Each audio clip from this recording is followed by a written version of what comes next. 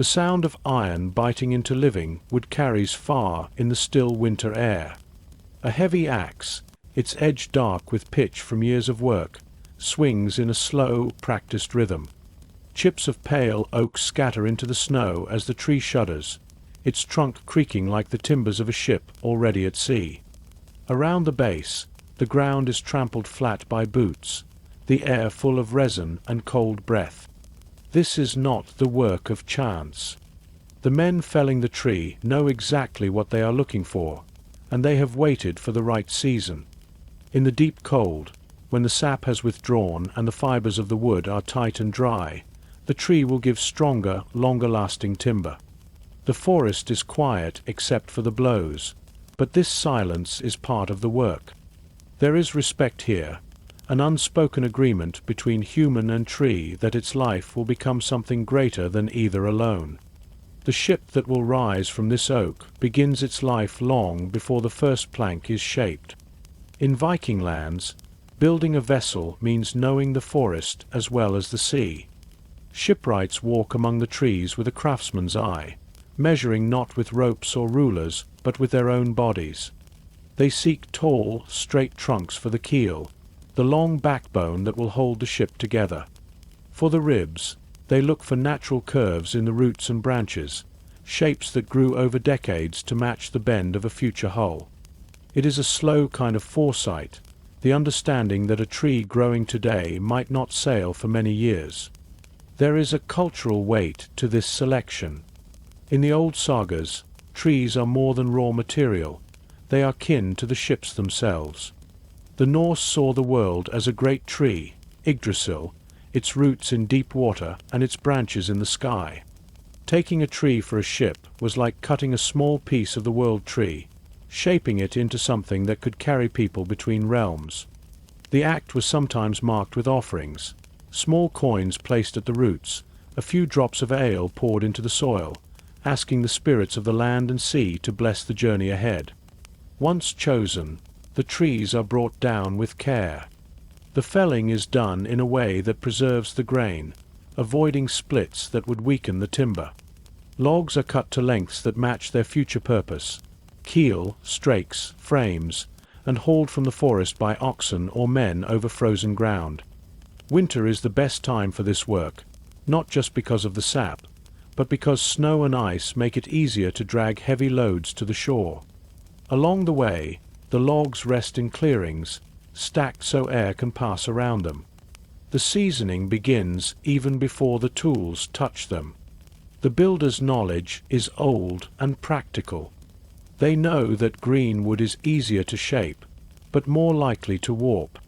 Keel timbers, which must be strong and straight for decades, are often left to season for a year or more. Planks may be worked sooner, then bent and fixed while the fibers still have life in them. The balance between fresh-cut flexibility and seasoned stability is a fine one, and only experience can tell a craftsman when a piece is ready.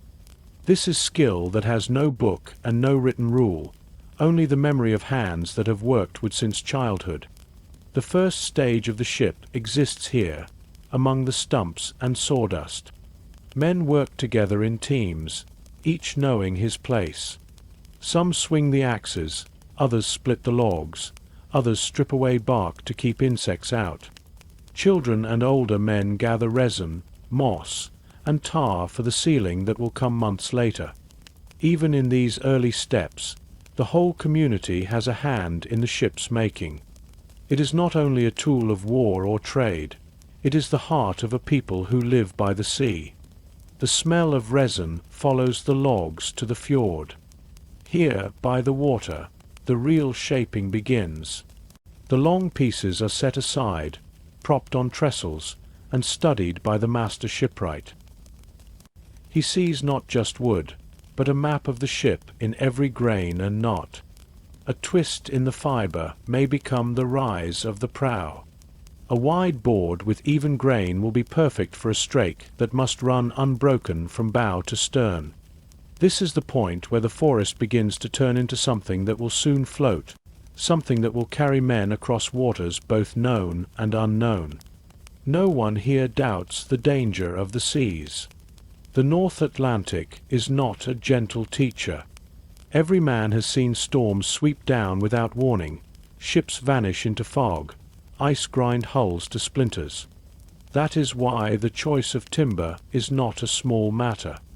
A ship's life depends on the moment in the forest when the builder's hand rests on the right tree, and he says, "This one."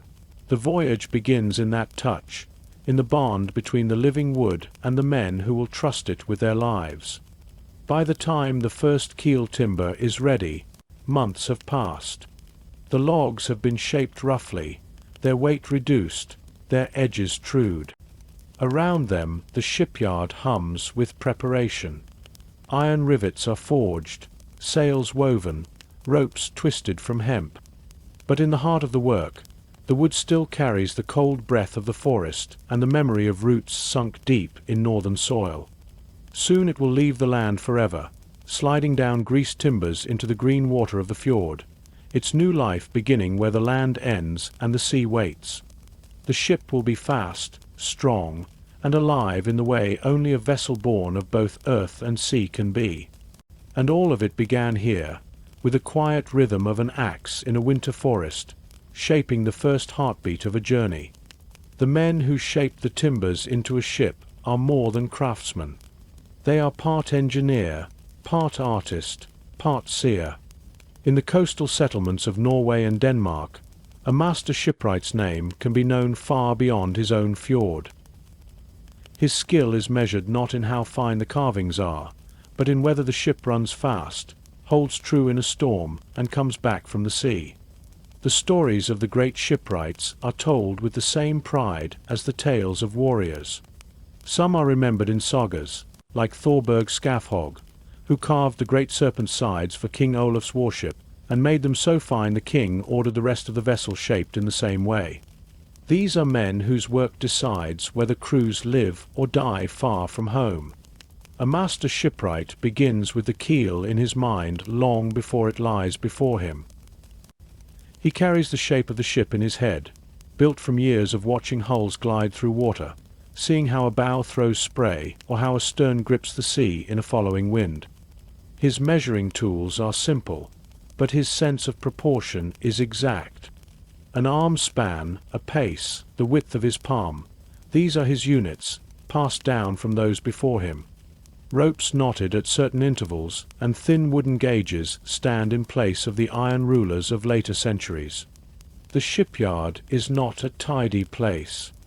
It is alive with the noise of adzes chopping, augers biting into oak, draw knives shaving thin curls from a strake. Tools are as much a part of the shipwright's body as his own hands. The adze, with its blade set across the handle, can hollow a plank with sweeping blows. The auger bores clean holes for the iron rivets that will hold plank to plank. A rivet hammer rings against the ship's growing skin, the sound carrying over the yard and out to sea. Each tool leaves a signature mark, and a good shipwright can tell who shaped a piece of timber just by the cut. There is no single set of plans. Each ship is its own creation, adapted to the needs of its owner. A vessel built for raiding must be fast and shallow, able to slip up rivers where no larger craft can follow. A trader's ship must hold weight without losing too much speed, its hull fuller, its sides higher to keep cargo dry. The master shipwright listens to what the owner wants, then decides how far those wishes can be bent without breaking the laws of the sea. This is where craft becomes judgment. Too narrow, and the ship will roll hard in a swell. Too wide, and it will lose the speed that is a Viking's greatest weapon. Work is shared among many hands, but the master's eye passes over every piece. He sets the lines of the keel and checks the sweep of each rib as it rises from the backbone. He watches the strakes meet, making sure the overlap is tight and even, the seams ready to hold moss and tar against the cold green water. The hull must not only hold together, it must move like something alive. Flexibility is a weapon here. The sea is not kind to a stiff ship. A hull that can give and spring back will outlast one that fights the waves with unyielding strength. Apprentices learn by doing, not by asking. They carry timbers, heat them in steam pits to bend into shape, hammer rivets home while the master checks the curve. They are shown once, then expected to repeat the work until it is right. Mistakes are not scolded. They are simply torn apart and begun again. This is how the craft survives, not through words, but through the memory of the hands. A good apprentice knows the feel of a plank that is ready to bend, the sound of a rivet that has bitten true. The shipwright works with the sea in mind at every step. He knows the long swells that roll in from the Atlantic, the sudden squalls that sweep down from the mountains, the weight of ice that can cling to a winter sail. His ships must survive all of it. The keel must hold straight even when half the hull is lifted on a wave. The ribs must not split when the ship grounds on a gravel bank in a river mouth. The planking must keep out water even after weeks of pounding spray. Every joint, every fastening, every curve has been proven by centuries of trial. When the work is at its height, the shipyard feels like a living thing. Men move in and out, carrying ropes, tools, planks. The smell of tar and smoke hangs in the air. Children run messages between the forge and the yard. Women bring food and water, and sometimes sit mending the heavy wool sails or twisting lengths of hemp into rope. The ship grows slowly but steadily, its shape emerging like a creature rising from the shore. The master sees things others do not. A knot in the wrong place will be hidden beneath a rib, where it will not weaken the hull. A plank's slight curve will match the line of the bow so perfectly that water will part without a sound. He walks around the frame, running his hand along the timbers, tapping them with a knuckle to hear their tone. When the sound is right, he knows the ship is ready for the next stage. By the time the hull is closed, the master shipwright's work is nearly done. Others will step the mast, set the sail, fit the steering oar.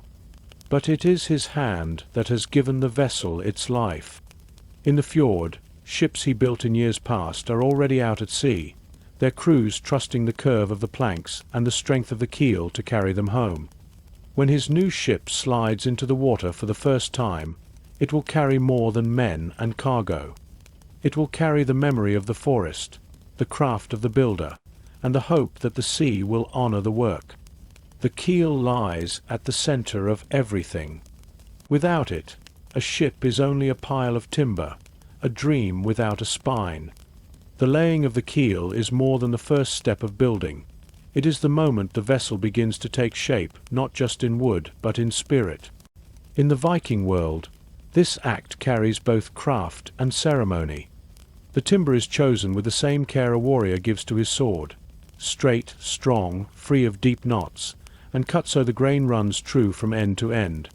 Oak is the first choice, its dense fibers resisting the sea's slow hunger. Sometimes pine is used for lighter craft, but for a ship meant to cross the open ocean, oak is the keel's birthright.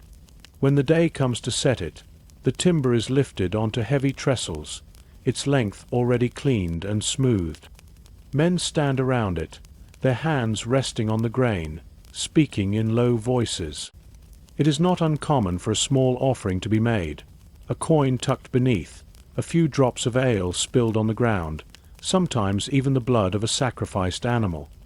These gestures are meant to honor the gods of the sea and the land, asking that the keel carry its people safely. The keel is placed so it lies true, perfectly aligned with the line it will one day cut through the water. If it is crooked here, even by the width of a finger, the ship will never sail right. The master shipwright walks its length, checking every inch. He knows that the keel is more than a base. It is the ship's backbone, the line from which every rib will rise and every plank will run. He measures by eye and by touch, making small cuts to remove unevenness. His apprentices watch, learning the truth that accuracy is not found in numbers, but in the feel of the work. When the keel is finally fixed in place, it is blocked with heavy beams so it will not shift while the rest of the hull is built around it. From here begins the secret of the Viking hull, the clinker-built method. This way of joining planks is older than the Viking Age, but refined to a level unmatched in their time. Instead of butting the edges of planks together, each one overlaps the next like the scales of a fish. The upper edge of one plank rests over the lower edge of the next, and they are fastened together with iron rivets, their heads hammered flat inside the hull. This creates a skin that is both strong and light, able to flex and breathe with the movement of the sea. The advantage is more than strength. In heavy seas, a stiff hull will take the full force of every wave, risking cracks or leaks. A clinker hull bends with the water, spreading the load across its length. In ice-choked waters, the overlaps help the planks ride over pressure instead of being forced apart. In shallow rivers, where the keel might strike stones, the hull can twist slightly without breaking. This flexibility is one of the reasons Viking ships could survive voyages that would splinter other vessels. Each plank, called a strake, is shaped to fit both the keel and the curve of the ribs that will follow. The first, the garboard strake, is the most important. It runs along the keel, setting the angle for the rest of the hull. Fitting it is a slow, careful task. The plank is laid against the keel and marked where it must be trimmed, then shaped with adzes and planes until it lies perfectly. The iron rivets are driven in from outside, their tails clenched over small iron washers called roves on the inside. Between the overlaps, moss or animal hair soaked in tar is pressed in, sealing the seam against water. The sound of clinker work is steady and sharp, the strike of the hammer, the rasp of the file, the low murmur of men calling for tools. Each rivet is set by two men working together, one holding the head firm outside the hull, the other bending the tail inside. They work in rhythm, moving down the length of the plank, their blows ringing like a slow heartbeat. The seams are tested as they go, each one checked for tightness. As the planks climb upward from the keel, the shape of the ship begins to appear. The hull curves gracefully, narrowing toward the bow and stern. The overlaps catch the light, casting thin shadows that mark the line of each strake. It is easy to see why the Vikings compared their ships to living creatures. The clinker hull looks like a body covered in muscle and sinew, ready to move. The water will slide along its sides as easily as wind over a bird's wing. For the master shipwright, this is the heart of his art. The clinker method demands skill at every step. If the planks are too thin, the hull will be weak. Too thick, and it will be heavy and slow. If the overlaps are uneven, the hull will not flow cleanly through the water. Years of work and countless voyages have refined the right proportions, but even so, each ship is slightly different, shaped by the timber available and the eye of the builder. By the time the hull reaches the height of a man's knee, the keel is no longer just a beam of oak. It is the spine of a creature that is beginning to stand. The planks spring from it like ribs, the seams tight and dark with tar, the rivets gleaming where the light catches them. Soon the ribs will be set inside, locking the shape in place. But for now, the keel still carries the weight of the whole, the first and strongest line drawn between the forest where it was cut and the sea where it will live. The clinker skin hugs it close, a promise that when the ship meets the waves, it will move as one, flexing and flowing with the water, a living thing born of wood, iron, and the hands that shaped it. With the keel laid and the first planks rising from its sides, the ship stands ready for its bones.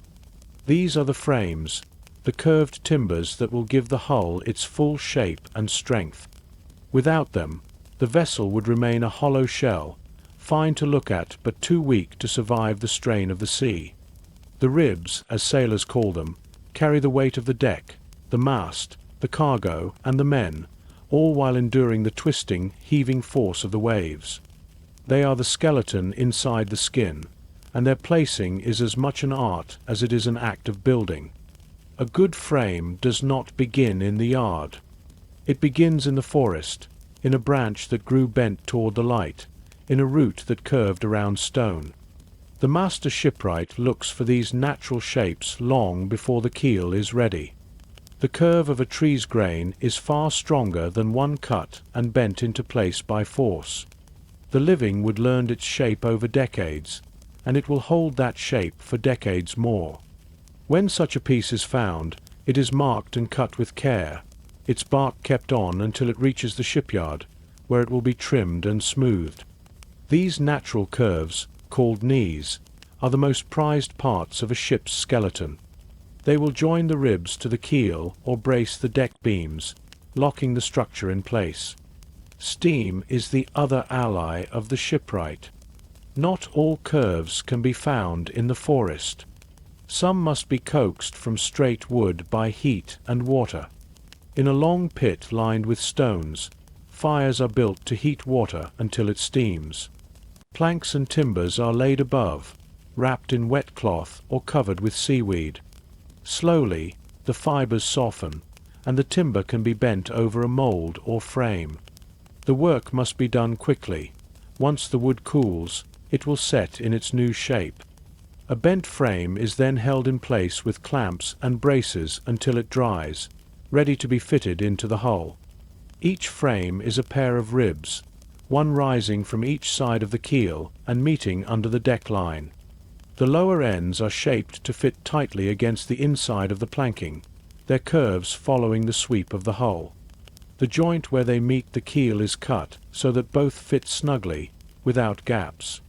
Iron nails or wooden tree nails hold them fast, driven through from inside to outside, locking them against the planks and the keel alike. The placing of the first frame is as important as the laying of the keel. It sets the rhythm for all the others, marking the lines that will guide the ship's form from bow to stern. As the frames go in, the shipyard changes. Before, the hull was an open curve, its shape suggested but not complete. Now, with each rib added, the body of the ship grows solid. The spaces between frames are measured with care. Too close, and the ship will be heavy. Too far apart, and the hull will lack the stiffness to hold its lines in rough weather.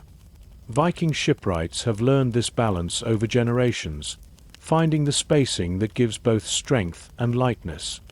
The long voyages of their people have proven the worth of these choices. The master walks among the rising ribs, tapping each with the back of his axe to hear its tone. A dull sound can mean a weakness in the wood, a crack hidden in the grain. Such a rib will be pulled out and replaced without hesitation. Better to lose a day now than a ship in a winter storm. Apprentices watch closely, noting how the master reads the timber with his hands and ears as much as with his eyes. The work is hard, but it carries a steady rhythm. Men lift and hold the frames while others drive fastenings home. The smell of hot tar mixes with the sharp scent of fresh oak shavings. When a rib meets a strake, moss or animal hair soaked in tar is pressed into the seam, sealing the join. In time, the skeleton stands complete, each rib leaning into the next, the whole structure bound together by the overlapping planks outside and the deck beams that will come above. The inside of the ship now feels different. Before, it was only an open shell, a place where light fell in broad patterns. Now the ribs cast shadows, breaking the sunlight into bars across the deck planking. You can walk between them and sense the strength they give, as if the ship has grown a spine and muscles to match its skin. It is at this stage that many in the village first begin to see the finished ship in their minds. Children run between the frames, playing in the spaces where warriors will one day stand or traders will stow their goods. The older men look up at the sweep of the bow and stern, judging the lines, murmuring approval when the curves are fair. For the shipwright, the frames are a moment of truth. If the hull still holds its intended shape after all the ribs are fixed, the work so far has been sound. If the lines have shifted, if the curve has lost its grace, the cause must be found and corrected before the ship goes further. These are quiet decisions, made with the weight of experience. The master knows that once the deck is laid, once the mast is stepped, there will be no easy way to change what is wrong in the bones. When the last rib is set, the ship stands not as a hollow promise, but as a living form. Its skeleton is strong, each piece grown and shaped to meet its purpose. From here, the work will move upward, building the surfaces that will hold the wind and water. But deep inside, hidden from the eyes of those who will one day sail her, the ribs will go on carrying the strain of every wave, every cargo, every mile. They will creak in the cold, swell in the wet, and dry in the sun, always holding the ship together. Long after the shipwright has gone to his rest, his work will still be there, silent and unseen, in the skeleton that makes a vessel more than wood and iron, that makes it strong enough to cross the dangerous seas. Once the keel is set and the ribs stand in their full sweep, the ship is ready to be clothed in wood. This is the stage where the hull becomes more than an outline, where the open skeleton is sealed against the sea. Each plank is more than just a board. It is a length of the ship's skin, a barrier against the deep. The work demands the most patient skill in the shipyard. A plank that is too thick will make the vessel heavy and slow, too thin, and it will flex too far or split when the sea strikes. The master shipwright chooses each with an eye for straight grain, even texture, and the ability to bend without cracking. The first planks above the keel, already fixed in the earlier stages, set the angle for what will follow. Now the work climbs upward, each new strake overlapping the one below in the clinker style, the seams tight and true. The shape of the hull changes subtly with every layer, and the shipwright adjusts the taper and twist of each board to match. This is not work that can be done by rule alone. The curve of the bow, the narrowing at the stern, the fullness of the midship, all are decided plank by plank, guided by the builder's sense of how the ship should sit in the water and how it will answer the helm. Shaping a plank begins with the adze, roughing it to the right width and thickness. Then the long edge that will lie over the plank below is beveled so the overlap sits flush. The fit must be perfect.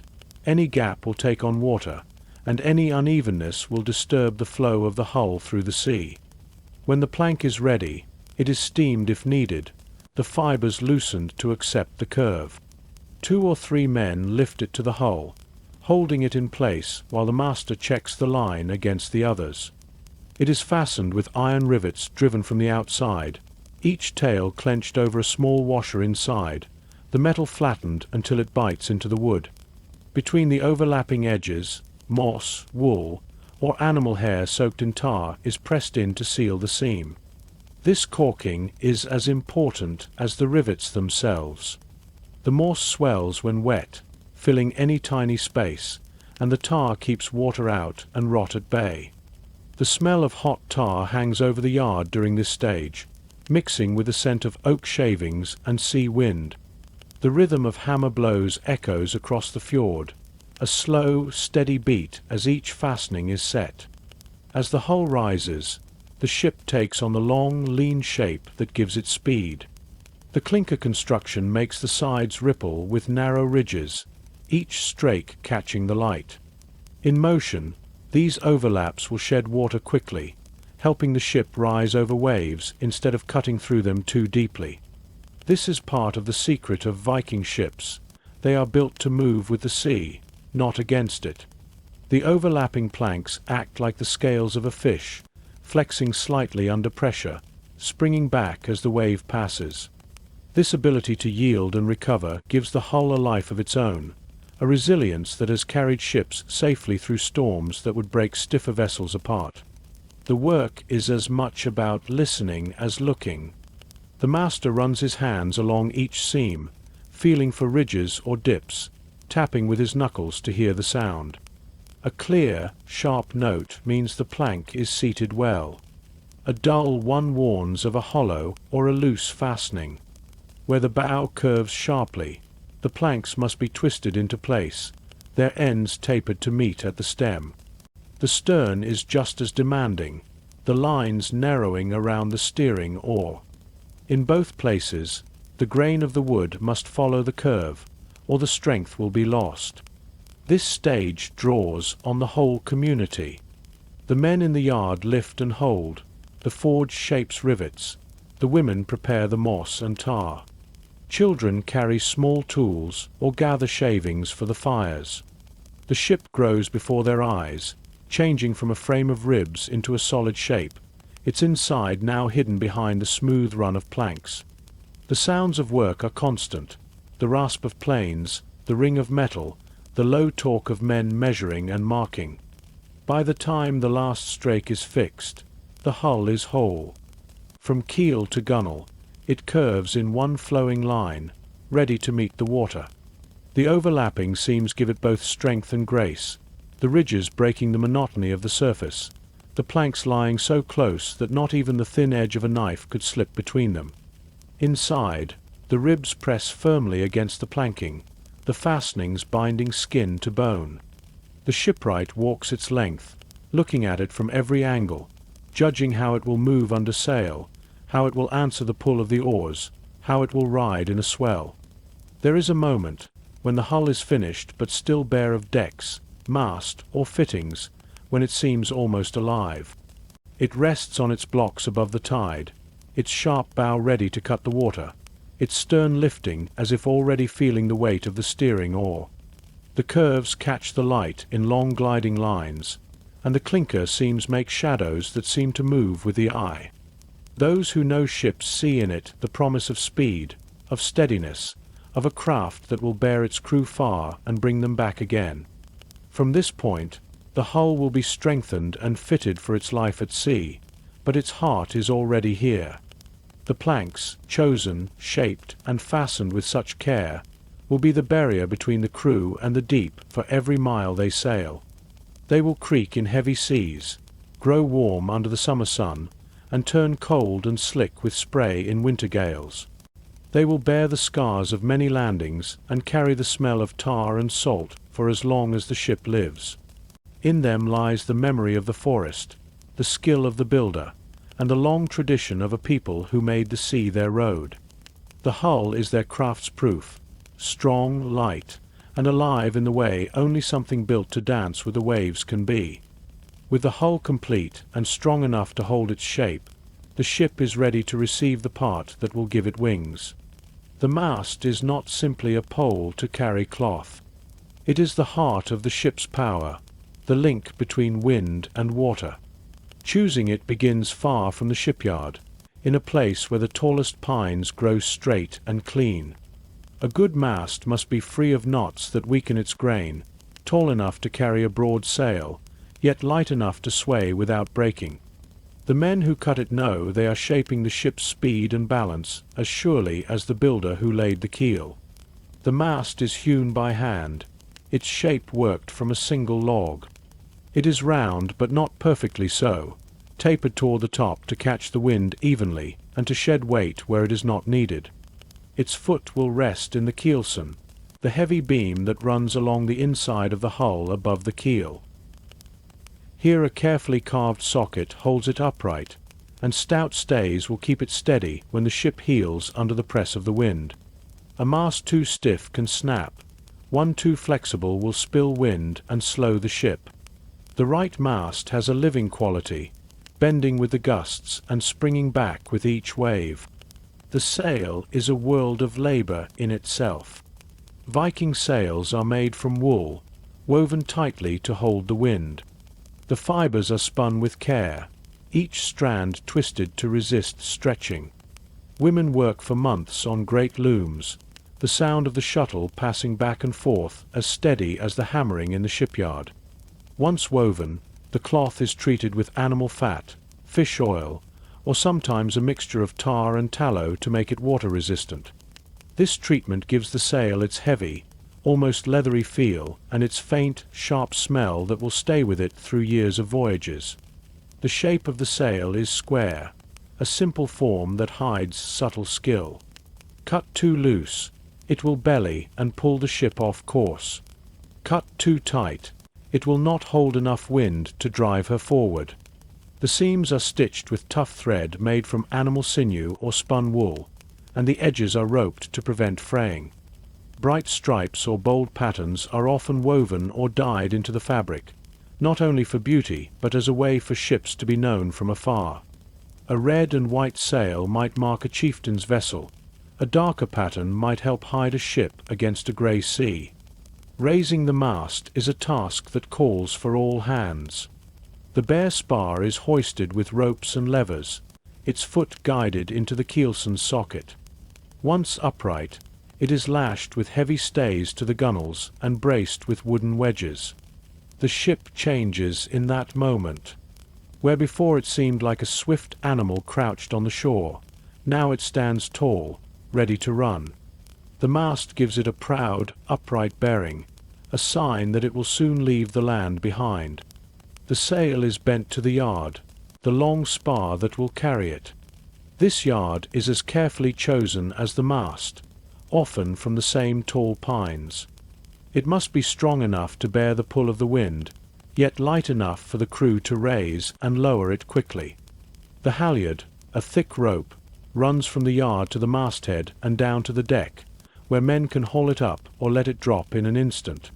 Sheets run from the lower corners of the sail to control its angle, and braces from the ends of the yard allow it to be turned toward or away from the wind. When the sail first fills, it is like watching breath enter the body of the ship. The cloth snaps once, then swells, pulling the mast forward slightly before the hull answers with a smooth, steady surge. The ship begins to move with a different rhythm now, less the heavy beat of oars, more the long, gliding run of wind on water. The crew feels the change under their feet, the way the hull seems to lift and skim as the clinker planks shed the spray. A square sail cannot sail as close to the wind as the later triangular ones, but the Vikings know how to use it well. By angling the yard and working the sheets, they can tack across the wind, making long zigzags toward their goal. In a following wind, the square sail is unmatched, driving the ship forward with a steady power that needs little effort from the crew. It is this ability to travel far without exhausting the rowers that gives Viking ships their reach, allowing them to cross seas and return ready to fight. The mast and sail also have a voice of their own. In a rising breeze, the sail hums and the ropes creak, the yard groaning faintly as it bears the pull. In a gale, the cloth thrums like a drum, and the mast leans with the force, the stays taut as harp strings. These sounds become part of a sailor's senses, as telling as the feel of the helm or the taste of salt in the air. They speak of speed, of danger, of the ship's mood as it runs before the wind. On a calm day, the sail may hang slack, the ship drifting with only the oars to drive her. But when the wind returns and the crew hauls the halyard, when the cloth lifts and fills and the hull begins its long glide again, there is a feeling like no other. It is the moment when the sea itself lends its strength to the ship, when the voyage becomes more than the work of arms and backs. The mast and sail make the world smaller for those who can master them, and for the Vikings, they open the way to lands beyond the edge of sight.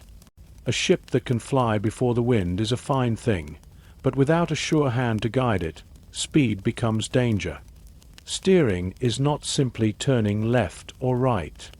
It is the constant shaping of the ship's path, the subtle correction against waves, wind, and current. In a Viking ship, this work is done not with a central rudder like those of later times, but with the great steering oar fixed to the starboard side near the stern. It is a mark of tradition and function alike, the product of centuries of refinement. The steering oar is a marvel of its own. It is carved from a single piece of strong, springy wood, often oak, its blade broad enough to bite the water and long enough to reach deep into the sea even when the ship heels. Its shaft is thick at the top, where the strain is greatest, tapering toward the blade for both balance and power. At its upper end is the handle, worn smooth by years of calloused hands. The whole piece is held to the hull by a stout wooden bracket and thick ropes or rawhide lashings, allowing it to swing freely yet firmly.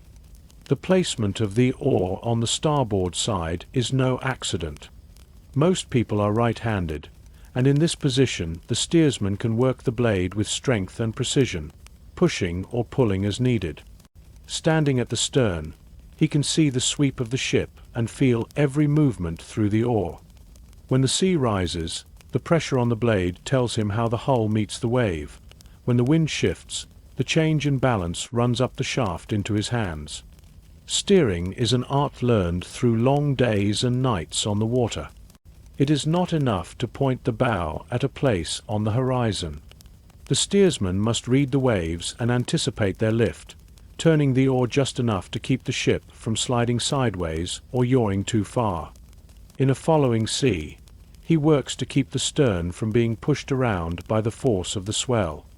In a crosswind, he holds the ship steady against the sideways pull of the sail.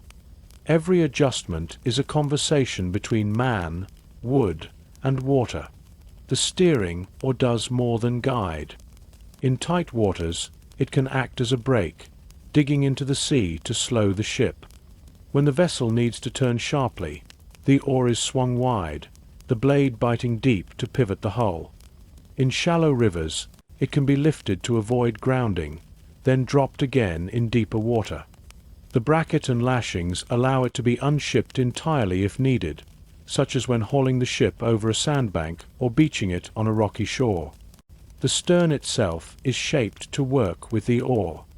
The lines narrow and rise slightly, giving the blade clear water to work in. The elevated stern deck gives the steersman a commanding view, not just of the sea ahead but of the crew and sails. From here, he can signal the men at the sheets or the rowers below, adjusting the ship's trim and power to match the demands of the course. The steersman is often a man of great skill and authority, second only to the ship's master. In battle or during a raid, his decisions can mean the difference between closing with the enemy at the right moment or being caught in a dangerous position. In open sea voyages, his sense of direction, guided by the sun, stars, and the feel of the wind, keeps the ship on its unseen path. Trust in his hands is absolute. Without it, even the finest built vessel is nothing but a drifting hull. Steering in heavy weather is a test of strength and nerve.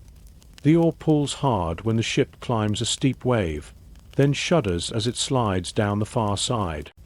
The steersman braces himself against the deck, leaning into the handle, his eyes fixed on the horizon where the next crest is forming. He cannot fight the sea directly. No man can, but he can guide the ship to work with it, taking each swell at the angle that will keep the hull from burying its bow or rolling dangerously. On calm days, when the wind is steady and the water smooth, the work seems easy. The oar moves in gentle arcs, the bow holds its line, and the ship runs like a wild animal at ease. But even then, the steersman is watching for the smallest change, a shift in the sail's shadow, a ripple on the water's surface, a bird flying low that warns of land or weather ahead. Steering is constant attention, even when the hand barely moves. When the ship is beached or drawn up into a fjord for the winter, the steering oar is taken ashore and stored under cover. Its blade is oiled, its lashings dried and inspected. A cracked shaft or warped blade can be repaired, but the best oars are those that last for years, carrying the memory of many voyages in the polish of their handles. In spring, when the ship is readied for sea again, fitting the oar back into its place is a moment that signals readiness. Without it, the vessel is not truly whole. The steering oar is both tool and symbol. It is the ship's voice in the water, speaking to the waves and answering their push. It is the bond between the ship and the will of its crew, translating thought into movement. In the hands of a master steersman, it makes the difference between wandering and arriving, between a safe harbor and a wreck on the rocks. The Vikings knew this as surely as they knew the worth of a sharp sword or a strong shield. A good ship may be swift, but only a steady hand at the stern can carry it across the dangerous seas and bring it home again. Before a Viking ship ever touched the sea, it already carried a presence that could inspire pride among its own people and fear in those who saw it from afar. This was not only because of its shape or size, but because of the careful way its builders and owners dressed it with carvings, colors, and symbols. Ornamentation was never just decoration. In the Viking world, the way a ship looked spoke of the power of its crew, the wealth of its master, and the favor of the gods. Every mark cut into the wood, every curve of a figurehead, every pattern woven into a sail carried meaning. The most striking feature to anyone standing on the shore would be the prow.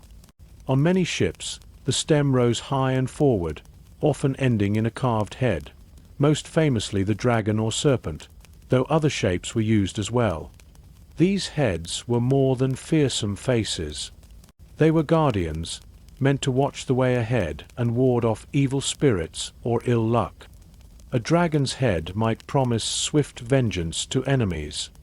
A serpent could suggest the cunning and inevitability of the crew's strike. Some figureheads were designed to terrify, their mouths open as if roaring, teeth bared, eyes wide with inlaid stones that glinted in the sun.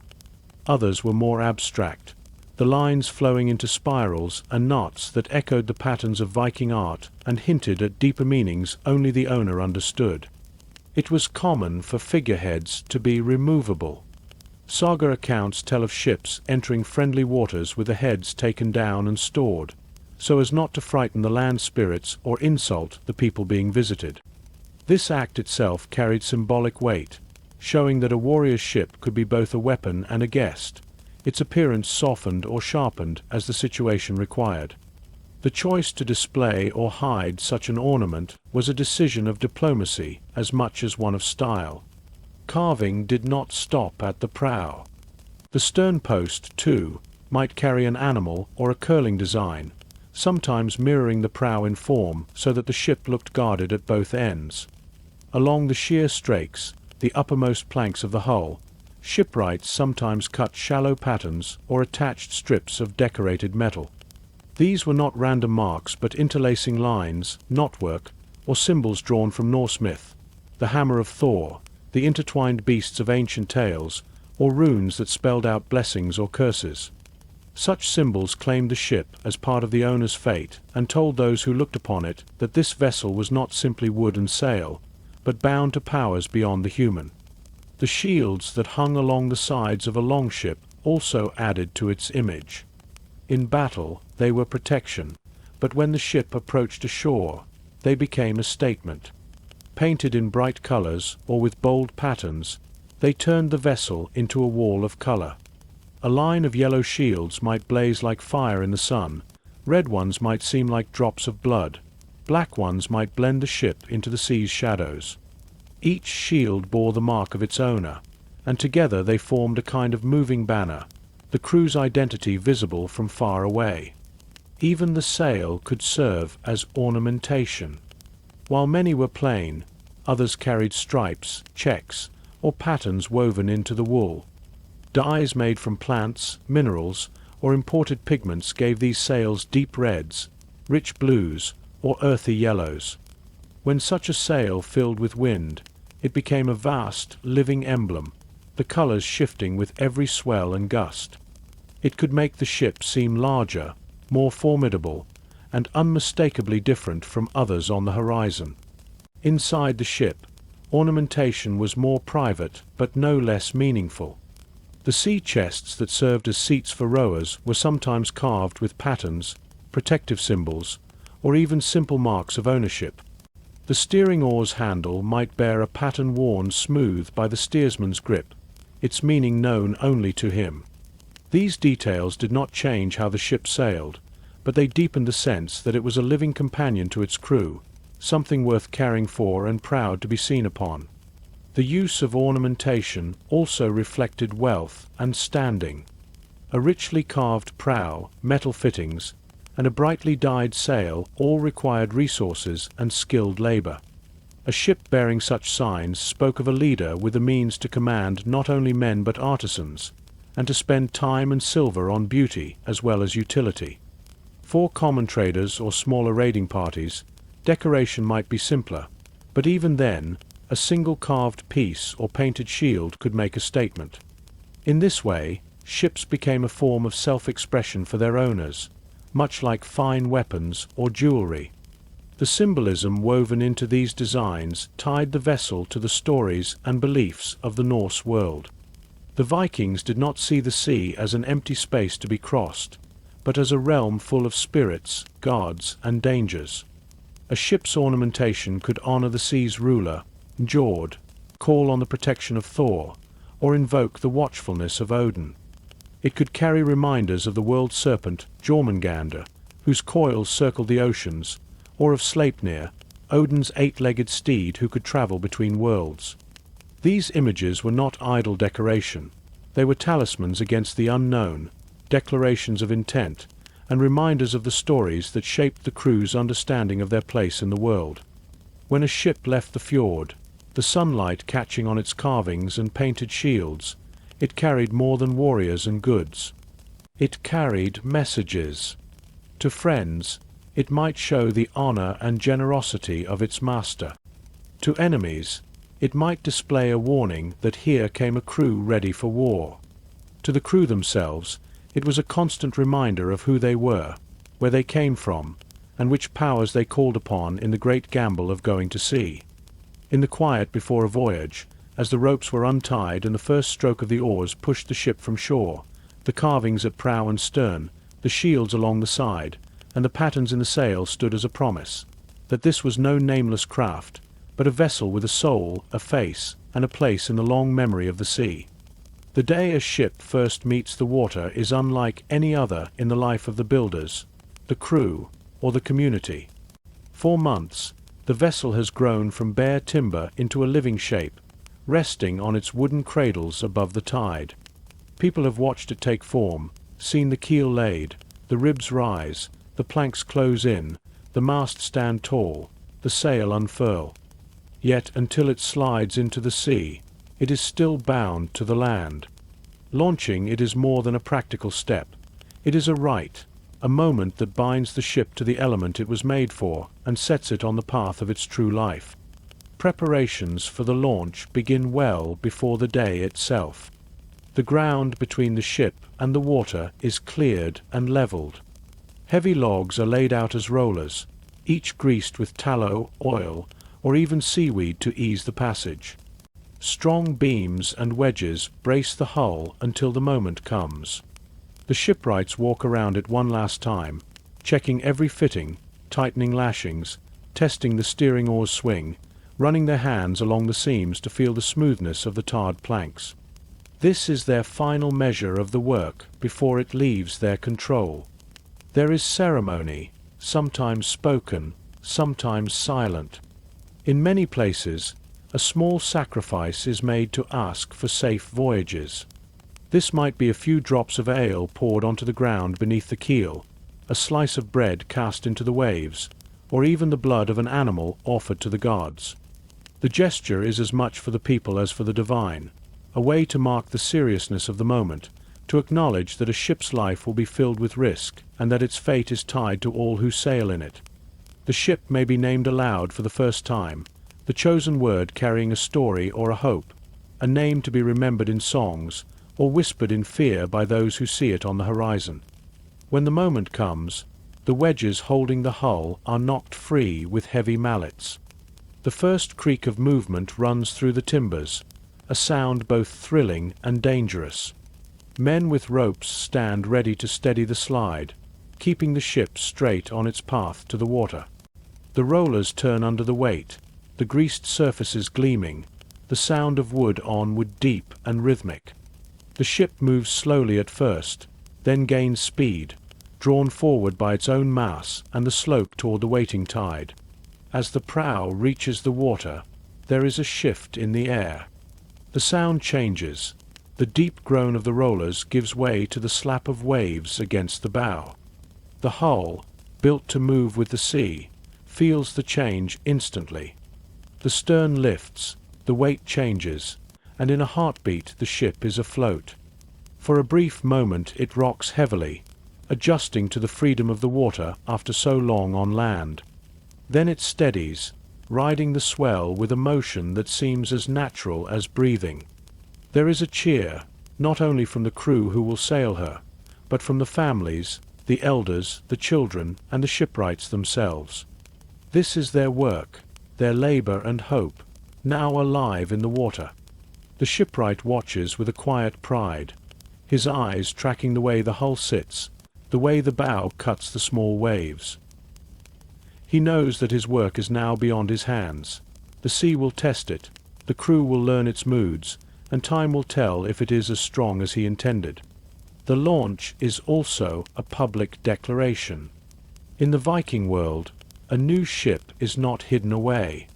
It is shown to the people, to neighbors, to rivals, even to potential enemies.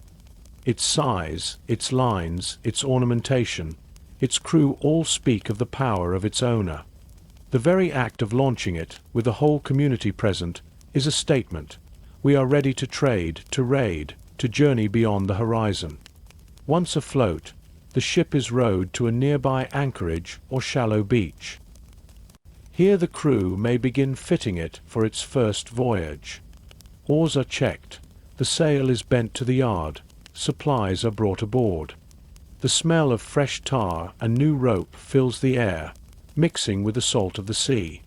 The ship moves differently now, the water holding it in ways no cradle on land could match.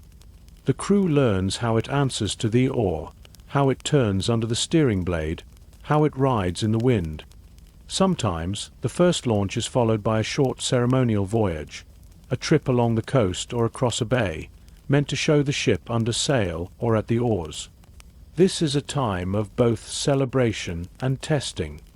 The crew will watch for leaks, listen for strange noises in the hull, and feel how the vessel moves when the wind fills its sail. They will learn its balance, its speed, its temperament. A ship, like a horse, has its own way of moving, and those who guide it must come to understand it before longer journeys begin. When it returns from this first trial, the ship is drawn up, its hull washed of sand or weed, and any small flaws corrected. From this day onward, it will not be an object in the shipyard, but a presence in the harbor. Children will point to it, elders will note its condition, and those who sail in it will speak of its readiness. The launch has given it life, and now it belongs to the sea as much as to the people who built it. The moment of launch lingers in memory. The image of the prow sliding toward the water, the cheer as it lifted free, the sight of it riding the tide for the first time, these stay with those who saw them. They know that from now on, when they speak of voyages, of far-off lands, of storms survived or victories won, they will be speaking also of that day when the ship first touched the sea and began its own story. Once a Viking ship leaves the sight of land, the sea becomes a wide and shifting plain with no roads to follow and no markers to guide the way. Yet these mariners crossed waters that others feared, reaching distant coasts and returning with precision. They did so without the compasses and charts we take for granted, relying instead on knowledge carried in memory, sharpened by experience, and passed down through generations.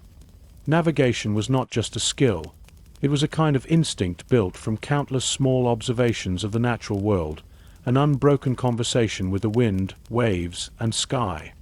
A helmsman setting a course began with what he knew of the coast. The shorelines of his homeland and trading routes were fixed in his mind like a map drawn in stories.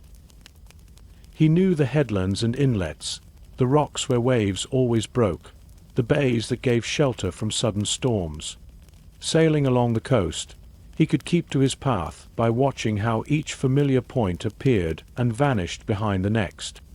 But even near land, the sea demanded a constant reading of signs, the color of the water telling of depth, the smell of salt mixed with the green scent of approaching shore, the sound of breakers long before they could be seen.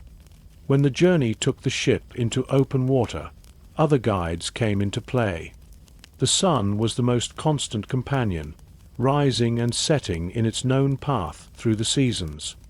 By its position, a skilled navigator could keep to a general heading through the day. The changing height of the sun gave a sense of time and distance traveled, though always adjusted by the feel of the wind and the push of the current. At night, the stars took over. The North Star, fixed above the horizon, was the anchor point for direction. Around it wheeled the constellations, each moving in its pattern through the seasons, each known and named by those who trusted their lives to the sea. Clouds, too, had their meaning. High, thin clouds could speak of fine weather and steady winds, while dark, low masses on the horizon warned of storms or shifts. Even their movement could reveal the direction and strength of the wind far ahead, letting the crew prepare for what was coming. Light on the underside of clouds might signal the reflection of ice fields or distant land. In the far north, such signs could be the difference between safety and disaster. Some voyages used tools to sharpen these skills. Among the most debated is the sunstone, a crystal such as Iceland spar that could reveal the sun's position through cloud or fog by showing the direction of polarized light. Whether used widely or sparingly, it speaks to the Viking habit of turning natural materials into aids for survival. Another tool was the shadow board, a simple wooden disc marked with circles and a central peg. By noting the length and direction of the peg's shadow at midday, navigators could keep a steady course even when landmarks were gone from sight. Birds offered another form of guidance. The flight of seabirds told of nearby land. A certain kind of gull might not venture more than a day's flight from shore. A flock seen in the morning could point the way to land in the evening. Some sagas speak of releasing caged birds and watching the direction they flew, a living compass in feathered form.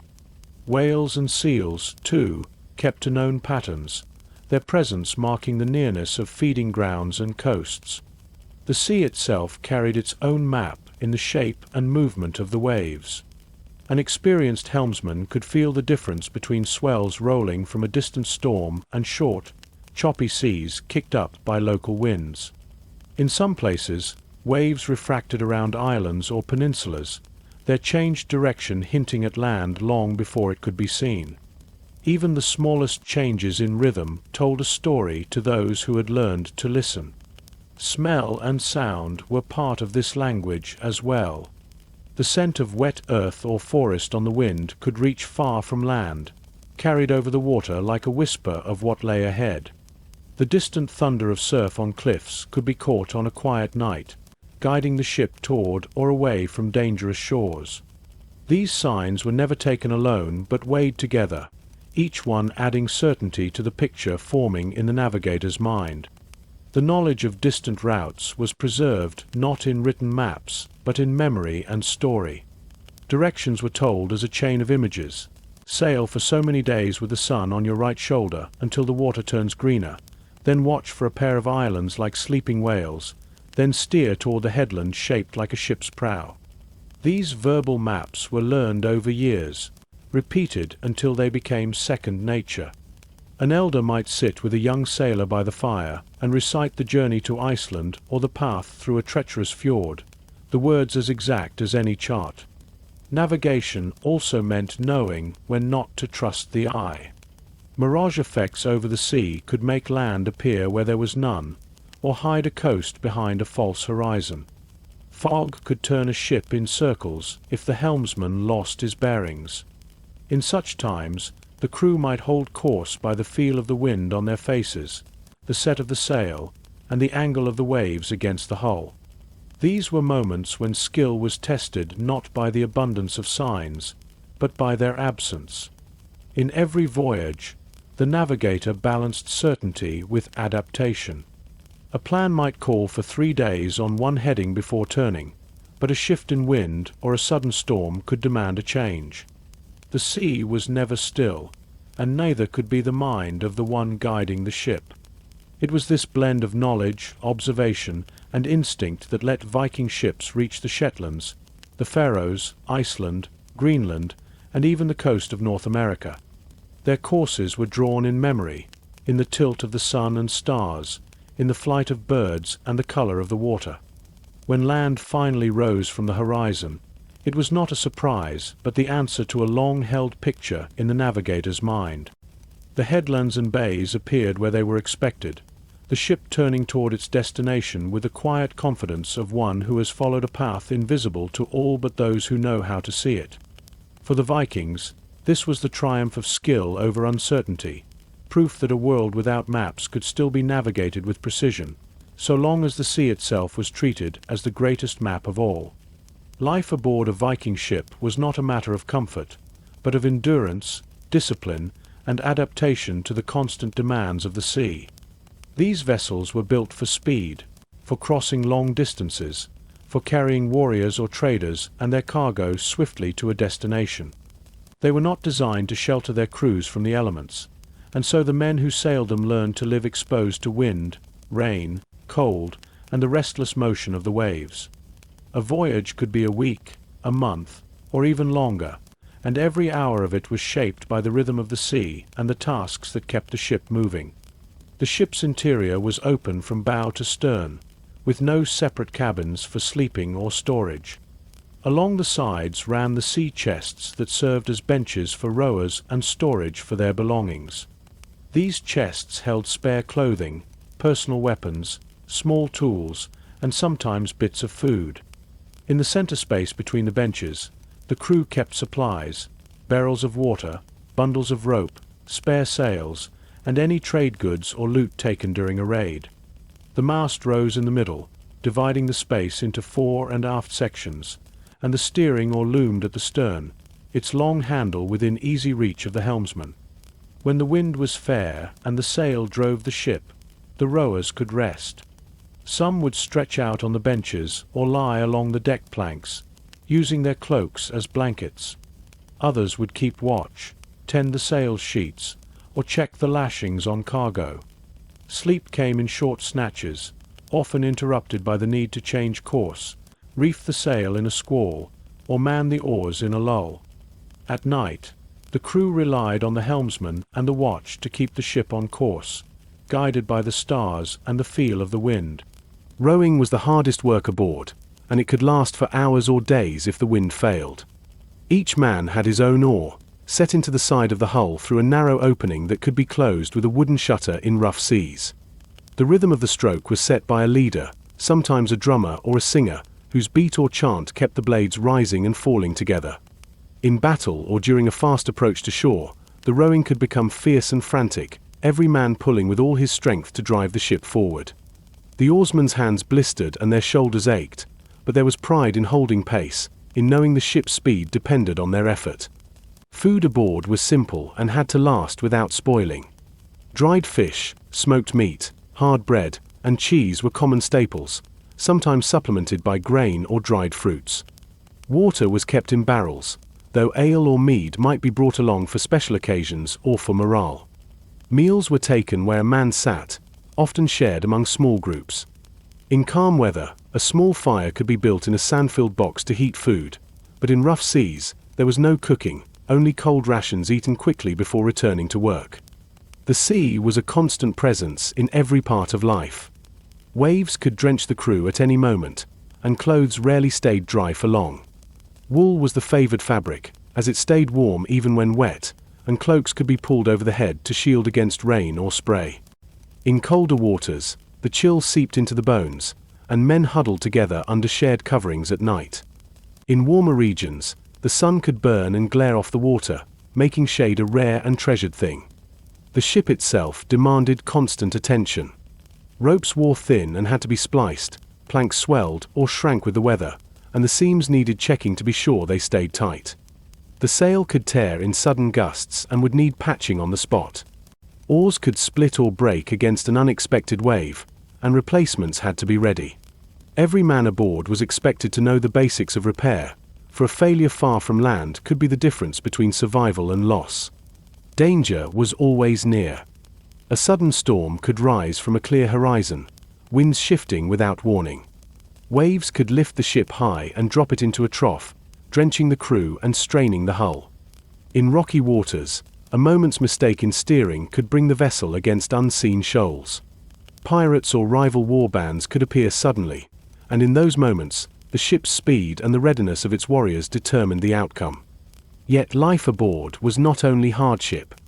There was camaraderie in the shared labor, in the knowledge that each man relied on the others. Songs, stories, and boasts filled the hours when the sea was calm and the sail steady. Men carved patterns into their oars or chests, played games with bone dice, or mended clothing while talking quietly. The sea itself offered moments of beauty, a sunrise over calm water, dolphins leaping near the bow, the deep quiet of a starlit night when the only sound was the ship's passage through the waves. The crew developed a deep bond with their ship. They learned its moods, how it leaned into the wind, how it shuddered in certain seas, how it responded to the helm. A good ship felt alive underfoot, and sailors spoke of it as if it were a companion or a guardian. In return, they cared for it, kept it clean, and repaired it with the best materials they had. A voyage could be long and grueling, but each landfall brought a rush of relief and pride. Pulling into a fjord or river mouth after weeks at sea was a victory in itself, proof that the ship and her crew had worked as one to overcome distance, weather, and the unknown. Life aboard was not easy, but it was the price of freedom to travel, to trade, to fight, and to see lands that others only heard of in stories. For the Vikings, this life was not just a means to an end, it was the very core of who they were, and the ship was the heart that carried them through the dangerous seas. No matter how fine the craftsmanship, no matter how skilled the crew, every Viking ship was at the mercy of the sea's temper. Calm waters could turn wild in less than an hour, and a horizon that promised an easy day's sailing could dissolve into walls of water and roaring wind. Storms at sea were not rare events, they were a part of life, and every man who sailed understood that one could rise without warning and test the limits of wood, rope, and human will. Facing a storm was not a choice but a fact of seafaring, and survival depended on a blend of preparation, instinct, and courage.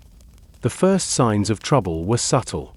The air might grow heavy, the light dim as if a curtain had been drawn over the sky.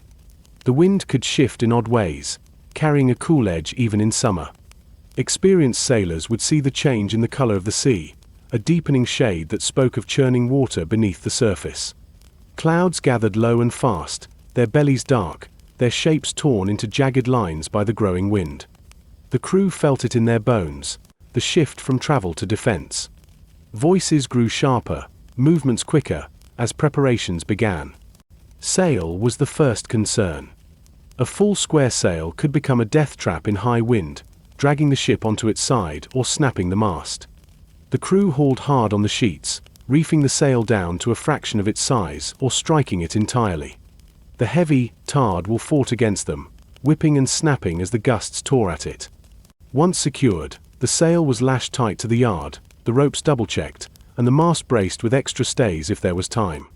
Without the press of the sail, the ship's speed dropped, but control improved, and in a storm, control was life. The oars came next. In heavy seas, rowing was not about speed but about steering the ship's nose into the waves, keeping it from turning broadside to the wind. The helmsman's voice carried over the roar, calling for strokes in unison. Water surged over the sides, soaking the rowers to the skin, but the rhythm had to be kept. A single oar caught wrong by a breaking wave could twist in its thole pin and snap, or worse, drag a man from his bench. Spare oars lay ready, but in the worst moments there was no time to replace them. The steering oar was the most vital tool in these moments, and the helmsman fought it like a weapon against the sea. Every crest threatened to push the stern around, every trough tried to pull the bow off course. The pressure on the blade was immense, and the lashings that held it had to be strong enough to resist the strain. A broken steering oar in a storm meant disaster, for without it the ship would be at the mercy of the wind and waves, drifting wherever the sea chose to send it. The waves themselves became mountains, their crests foaming white, their faces steep and green-black. The ship climbed each one with a slow, shuddering effort, the bow throwing spray high into the air, then slid down the far side with a sickening rush. Water crashed over the gunwales, filling the bilge. Men bailed constantly, using wooden buckets to throw the water back into the sea. Their arms ached, their eyes stung from salt, but they did not stop, To let water collect was to risk the ship growing sluggish and heavy, unable to rise to the next wave. Cold bit deep in these moments. Wet wool clung to the skin, boots sloshed with seawater, and the wind cut through any gap in cloak or tunic. Hands went numb, making rope harder to handle and the oar harder to grip. Yet no one could rest. Orders came in short, sharp shouts, the crew moving as one to shift weight, tighten a lashing, or replace a line. Every man's focus narrowed to the single goal of keeping the ship's head into the wind and afloat through the next hour, the next wave, the next breath. Fear was present, but it was not the kind that made men freeze. It was the hard, driving fear that sharpened senses and quickened hands. The knowledge that one wrong move, a mistimed stroke, a loose knot, a slipped footing, could tip the balance between life and death kept the crew's minds locked on their work. The sea roared around them, its voice in the wind and the water pounding the hull. Lightning could flash in the clouds, revealing the vast, heaving chaos in stark white light, then vanish, leaving only darkness and the taste of rain. Sometimes, survival meant retreat.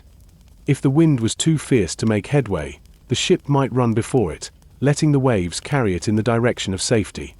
This was a dangerous choice. A following sea could lift the stern too high, threatening to drive the bow under, but with skill, the helmsman could keep the ship from broaching. Other times, the only hope was to find shelter behind an island or in a fjord, even if it meant hours of struggle to get there. When at last the storm eased, it left its mark.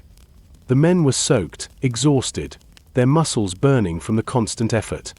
Ropes would be frayed, planks battered by the force of the waves, shields torn from their lashings, and sometimes a mast cracked or a steering oar splintered. But if the hull held and the crew remained together, there was a quiet pride in what they had endured. The sea had shown its full power, and they had matched it with skill and resolve. Around the fire in calmer nights that followed, these storms became stories. Each man remembered the moment he thought the ship would break apart, the wave that rose higher than the mast, the cold that cut deeper than a blade. They spoke of them not to boast, but to honor the ship and the crew who had faced the sea's fury and lived. In those moments, the bond between men, vessel, and the vast waters they crossed was sealed more strongly than in any calm day's sailing. A Viking knew that storms were not just dangers to be feared, they were the truest tests of the sea's respect, and survival was proof that they had earned it. A Viking ship was more than a vessel for crossing water. It was a tool that carried ambition, hunger, and curiosity into the world. With it, a crew could become raiders feared along distant coasts, traders welcomed in foreign markets, or explorers venturing into seas no one they knew had ever crossed. The shape of the voyage was decided before the ship left its fjord, but often, the sea and fate reshaped it along the way. Whether the purpose was plunder, profit, or discovery, the ship gave them reach far beyond their homeland, turning the wide waters into roads. Raids were swift and deliberate. The long, narrow hull and shallow draft meant the ship could approach a coastline quietly, hugging the shore until the target was near. Dawn was often the moment chosen, when a settlement still slept and the water was calm. The crew would row in silence, the only sound the dip of oars, until the order came to strike. Then speed exploded into the air, oars thrashed, shields were lifted, weapons unslung. The ship grounded in the shallows or ran up onto the beach, and the warriors leapt over the side, moving quickly before the alarm could spread. The same design that let them land so easily also let them depart with equal swiftness, cargo and captives loaded before pursuit could gather. Trade voyages were different in rhythm but no less demanding. Instead of weapons ready for battle, the ship carried goods, furs from the north, amber from the Baltic shores, walrus ivory, hides, and worked metal. These were taken to ports where other goods waited: silks, spices, glassware, silver coins. Viking traders sailed to markets from the rivers of Russia to the harbors of the Frankish coast, from the British Isles to the Mediterranean. The ship was their shop, their storeroom, and their protection. Trade was not free from danger. Pirates, sudden storms, or hostile rulers could turn a peaceful journey into a fight for survival. Yet the profits were great, and the relationships built in these voyages often became as valuable as the goods themselves. Exploration carried its own risks and rewards. The same ship that could attack or barter could also push into the unknown, its crew trusting in the skill of their navigator and the strength of their hull. Voyages west to the Faroe Islands, Iceland, Greenland, and eventually Vinland demanded endurance. Land might not appear for days or weeks, and the only signs of progress were the changing angle of the sun and the feel of the waves beneath the keel. When land finally rose on the horizon, it was both a victory and a beginning, for the ship would have to find safe anchorage, secure supplies, and prepare for the return voyage. On all these journeys, the ship was more than transport, it was the crew's lifeline. A raid that went wrong meant retreat to the ship. A market that turned hostile meant fleeing to its deck and pushing into the safety of the open water. Even in exploration, the ship was the one familiar thing in a world of unknown coasts and strangers. Its speed allowed them to avoid fights they could not win. Its shallow draft let them slip into rivers and hide in inlets where pursuers could not follow. The dual nature of Viking voyages, both violent and peaceful, was tied to the flexibility of their ships. The same craft could leave one summer as a raider, return home with silver and captives, and the next season be fitted for trade, carrying goods to distant ports under the same sail. This fluid identity kept the Vikings unpredictable and often one step ahead of their enemies. A port that feared them one year might welcome them the next if trade promised profit. Far horizons called to those who sailed. The sea itself seemed to open paths, the swell leading toward places known only from rumor. A trader might hear of a distant land rich in resources. A raider might catch wind of a settlement unguarded. Sometimes voyages were launched with no promise at all, only the thought that new land might lie beyond the edge of the chartless sea. These were risks few would take without the confidence that their ship could carry them there and bring them home again. The rewards of such journeys were not always measured in silver or goods. Knowledge of a new coastline, of currents and winds in an untested region, could be worth more than gold to those who would follow. A safe harbor discovered in a strange land could become a stepping stone for generations of voyages. The ship was the bridge between the known and the unknown, and every mile it traveled widened the world for those who came after. In the telling of these journeys, the ship was always the central figure. Men spoke of the speed of its passage, the way it rode out storms, the distance it covered in a single tide. They remembered the smell of the sea when they first approached a new coast, the way the light struck the water at dawn before a raid, the feel of the deck underfoot after weeks of open water. These memories were bound to the shape of the vessel itself, to the creak of its planks and the sound of the sail filling in the wind. For the Vikings, the ship was not just the means by which they reached far horizons, it was the thing that made those horizons possible. Without it, the sea was a barrier. With it, the sea was a road that led to opportunity, danger, and discovery. Every raid, every trade mission, every leap into the unknown began with the same moment. The crew stepping aboard, the ropes cast off, and the bow turning toward a place where water met sky and anything might be found. The moment a Viking ship turned its bow toward home carried a weight as deep as the sea itself. After weeks or months away, whether the voyage had been for trade, raiding, or discovery, the sight of familiar shores stirred something wordless in every man aboard. The water that had been an endless expanse now became a path leading back to hearth, kin, and safety. Yet the return was never a simple end to the journey. It was a passage filled with its own challenges, rituals, and emotions, for the homecoming of a ship was as important to the people on shore as it was to those on deck. The first hint of return was often a change in the wind's smell, the scent of pine forests, peat fires, or the sweet earth of fields carried far over the waves. Men leaned forward at the oars or on the benches, scanning the horizon for the faint line of land. Sometimes the coast appeared slowly, rising in soft shapes from the haze, the curve of a bay or the jagged teeth of cliffs marking a place they knew by heart. Other times, it came suddenly, revealed by a breaking cloud or a shift in the light, and the crew would feel a surge of energy, as if the ship itself recognized where it was going. Approaching the fjord or river mouth required care. The tides could be tricky, currents stronger than a memory of calm waters suggested. Rocks lurked where only a practiced helmsman knew to steer clear, and shifting sandbars could catch the keel. Even here, so close to home, the sea could reach out with a last challenge, and no one eased their guard until the hull was deep inside the shelter of familiar waters. The steering oar worked constantly, guiding the ship around headlands and through narrow channels, the crew adjusting sail and oars to keep speed steady. News of a returning ship often traveled faster than the vessel itself. Smoke from a watchfire on a headland or the sharp sound of a horn could carry word inland, calling people down to the shore. In some places, children ran ahead of their parents, shouting the sighting of the sail.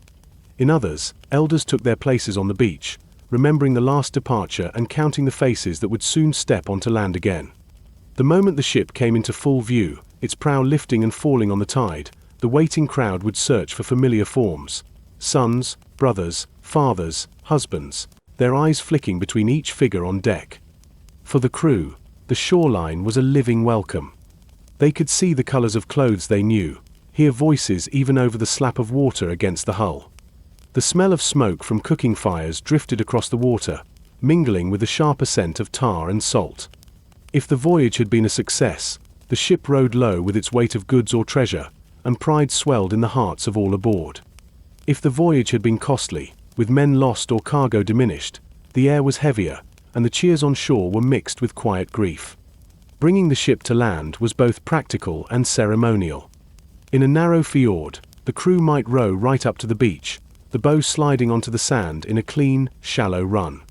In deeper harbors, they anchored and waded ashore with ropes to haul the ship in. Oars were shipped, the sail furled tight, and the vessel steadied against the pull of the tide. Sometimes, the ship was drawn fully onto land, its keel resting on wooden rollers, the hull leaning slightly as it settled, ready for care and repair after its time at sea. The first moments on shore were a tangle of greetings, relief, and the exchange of news. Families embraced, voices overlapping in excitement. Children clung to returning fathers, marveling at the feel of their cloaks and the smell of far-off lands in their hair. Traders showed their goods, holding up fine cloth, bright glass beads, or strange spices for inspection. Warriors laid out weapons taken in battle or silver earned through ransom and tribute. The tales began almost immediately, the crew recounting storms, narrow escapes, and encounters with foreign peoples. Each story grew sharper in detail with every telling, the ship always present in the background, how it sped from danger, how it held against a storm, how it carried them where no other could. The ship itself was often honored in the return. It had faced the same trials as the men and had brought them home. Its timbers were examined for damage, its ropes coiled and stored, its sail dried in the sun. Fresh tar was brushed into the seams to keep them tight. Some crews offered thanks to the gods for the ship's safe return, pouring ale over the prow or hanging a token in the rigging. These acts were as much for the crew's own hearts as for divine favor, marking the end of one voyage and the readiness for another. In the days that followed, the ship became a focal point for the community. People came to look at it, to hear stories while standing on its deck, to run their hands along its planks and feel the smoothness where the sea had polished it. For those who had stayed behind, the vessel was proof that the world beyond their fjord was real and reachable. For the crew, it was a reminder of where they had been, and of the bond between themselves and the craft that had carried them. Homecoming was never the end of a ship's life, only the close of a chapter. Even as the salt was washed from its sides and the gear was stowed, thoughts began to turn toward the next journey. The sea was always waiting, and the ship, resting quietly on its mooring, seemed to wait too. In the laughter and feasts of return, there was already the unspoken knowledge that another departure would come, and once again the prow would point outward toward the far line where the sky touched the water. For the Vikings, returning home was as much a part of their seafaring as leaving. It was the circle that made each voyage whole, the moment when the dangers and distances were balanced by the sight of the place that had sent them out. And each time they came back, they brought not only goods or spoils, but the living memory of the journey, woven into the stories they told, the faces they greeted, and the silent strength of the ship that had carried them safely over the dangerous seas. Long after the last Viking ships had slipped from the shore and vanished over the horizon, their shapes still lingered in the memory of the world. These vessels were more than tools of travel. They were symbols of power, daring, and mastery over the most uncertain element of all, the sea. Their legacy lived on not only in the sagas and songs of the Norse people but also in the ship designs, the trade routes, and even the place names that stretched from the fjords of Norway to the far edges of Europe and beyond. Wherever their keels had cut the water, they left a mark. The design of the Viking ship was a revolution in its time. Its combination of speed, strength, and shallow draft gave it a versatility no other vessel of the age could match. It could cross open seas with the wind at its sail, then glide up narrow rivers where no heavy warship could follow. This flexibility reshaped the way trade, warfare, and exploration were done. The influence spread far beyond Scandinavia. In the British Isles, in the rivers of Eastern Europe, even in the shipyards of the Mediterranean, shipwrights took note of the long, graceful hulls and began to adapt elements into their own vessels. These ships carried the Vikings' reach to astonishing distances. They brought Norse goods, language, and customs to lands that had never seen them before, and in return carried back the materials, stories, and ideas of far-off cultures. In this way, the ships were not just carriers of people or cargo, they were carriers of exchange. They tied distant coasts together into a loose but living network, where silver from the Islamic world might pass through a Norse trader's hands on its way to a market in Ireland, or silk from Byzantium might end up in the burial mound of a chieftain in Sweden. Even centuries later, the routes opened by these voyages remained in use. Towns and trading posts first visited by Viking ships often grew into lasting centers of commerce. River crossings became permanent settlements, and harbors once known only to Norse crews became busy ports for merchants of many nations. The sea lanes they explored stayed in the maps and memories of those who followed, becoming part of the larger web of European trade and migration. The ships also left their mark on culture. In the sagas, the vessel was as much a character as the men who sailed it. Heroes were introduced alongside the names of their ships, and those ships were remembered for their swiftness, their beauty, or the great deeds done aboard them. Archaeological finds, from the great burial ships at Osberg and Gokstad to the preserved timbers found in riverbeds, have confirmed much of what the stories told, that these vessels were built with astonishing skill and an eye for both function and form. Today, they remain among the most admired and studied artifacts of the Viking Age. The image of a longship, prow curved and shields lining its sides, became one of the most enduring symbols of the Norse world. It appears in art, in heraldry, in the emblems of cities and military units even many centuries later. It is a shape recognized instantly, a silhouette that speaks of boldness and restless movement. In many ways, the longship has come to stand for the Vikings themselves, lean, swift, and relentless in their pursuit of the horizon.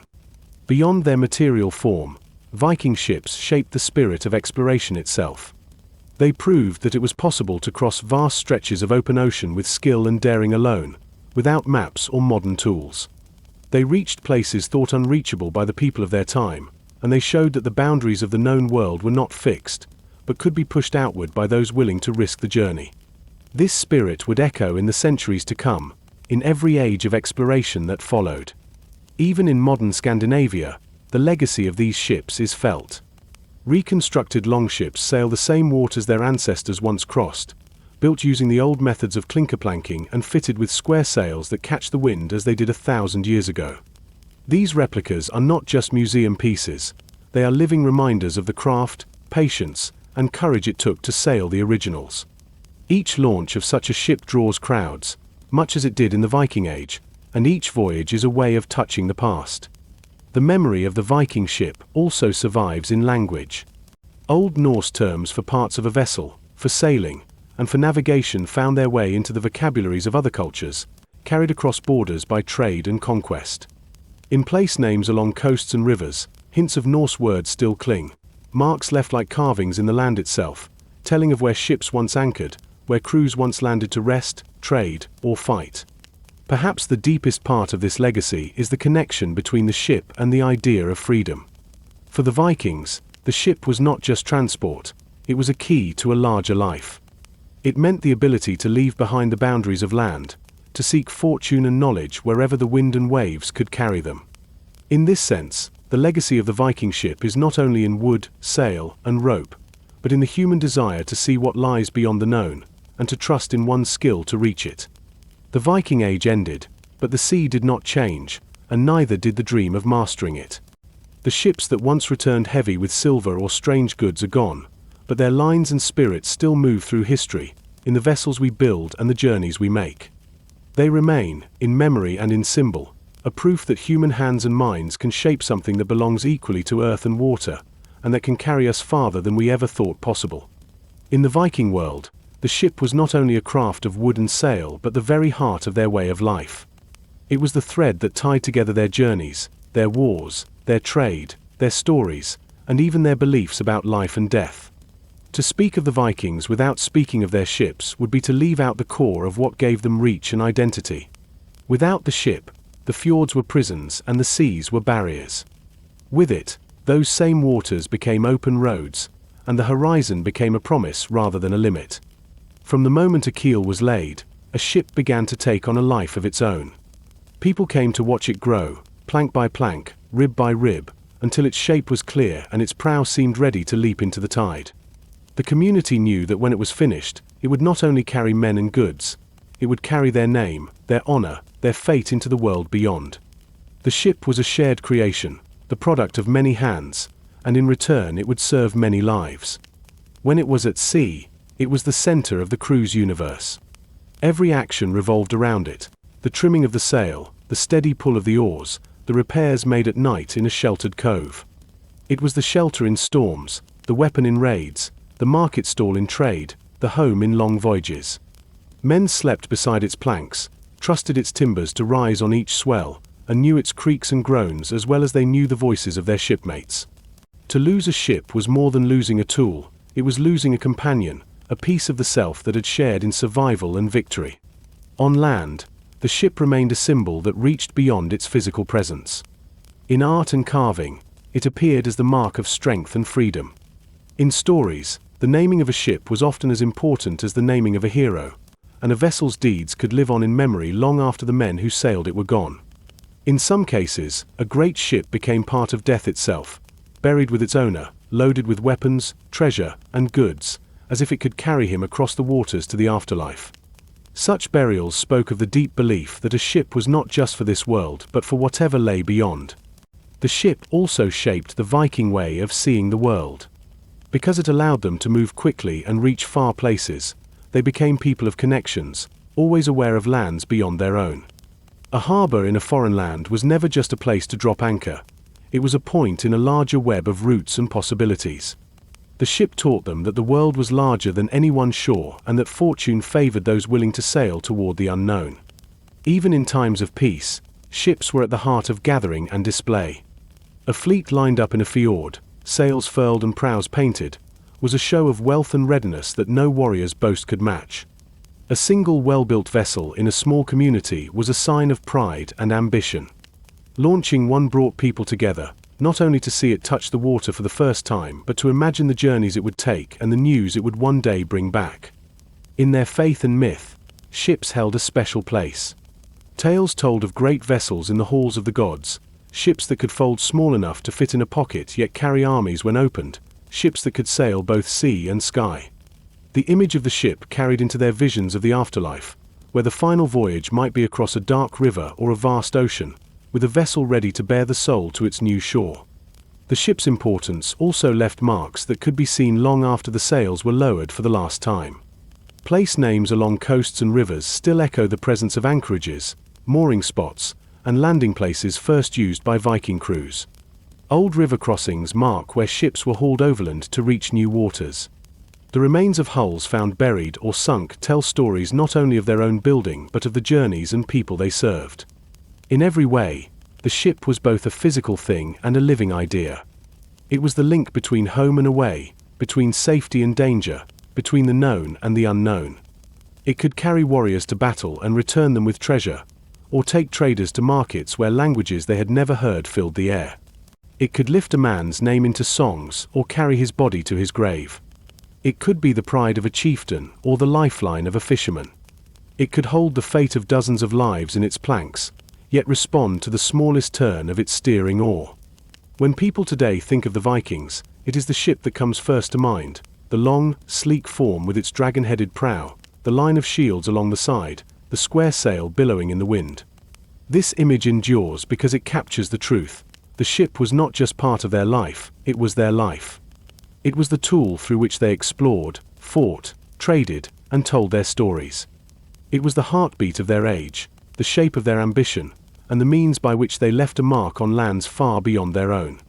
Even now, 1,000 years after the last Viking voyage, the legacy of those ships moves with us. In museums, in reconstructed fleets, in the carved wood of memorials, the lines of the hull still seem ready to rise into the wind and head for the horizon. And in the mind's eye, they do, slipping away from shore, carrying the same hunger for distance, the same faith in skill, and the same unbroken bond between people and the sea that once defined the Viking world.